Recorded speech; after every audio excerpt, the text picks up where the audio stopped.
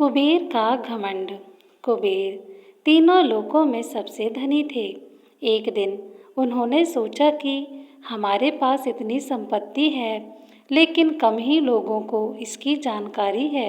इसलिए उन्होंने अपनी संपत्ति का प्रदर्शन करने के लिए एक भव्य भोज का आयोजन करने की बात सोची और उस भोज में तीनों लोकों के सभी देवताओं को आमंत्रित किया गया।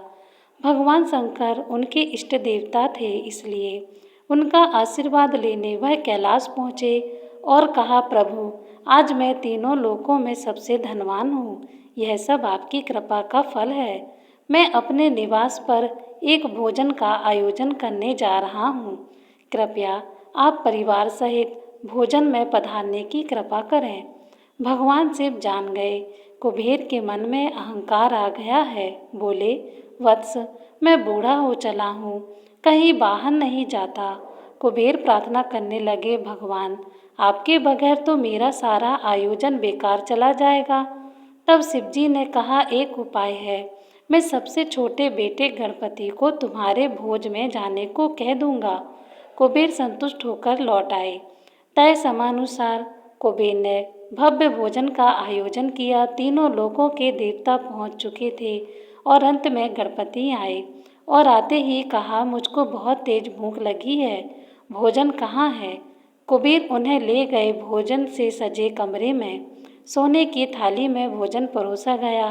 क्षण भर में ही परोसा गया सारा भोजन गणेश जी ने खा लिया। बार बार खाना परोसा जाता और क्षण भर में गणेश जी उसे खा लेते थे।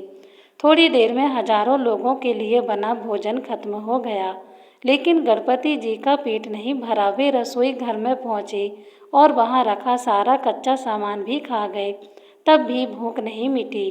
तब सब कुछ खत्म हो गया तो गणपति ने कुबेर से कहा, जब तुम्हारे पास मुझे खिलाने के लिए कुछ था ही नहीं, तो तुमने मुझे न्योता क्यों दिया था? तभी कुबेर शंकर जी के पास आए और हाथ जोड़कर माफ़ी मांगते हुए बोले कि मैं अपने कर्म से शर्मिंदा हूँ और मैं समझ गया हूँ कि मेरा अभिमान आपके आगे कुछ नहीं।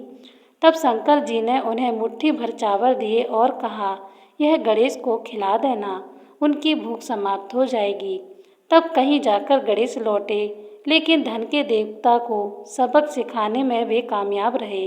इस प्रकार गणेश ने कुबेर को यह याद दिला दिया कि कैसा भी धन भूख को संतुष्ट नहीं कर सकता, अगर वह अहंकार में आकर खिलाया गया हो। कुबेर ने भी प्यार और विनम्रता से सबको भोजन कराया होता तो उसका सबका आशीर्वाद मिलता।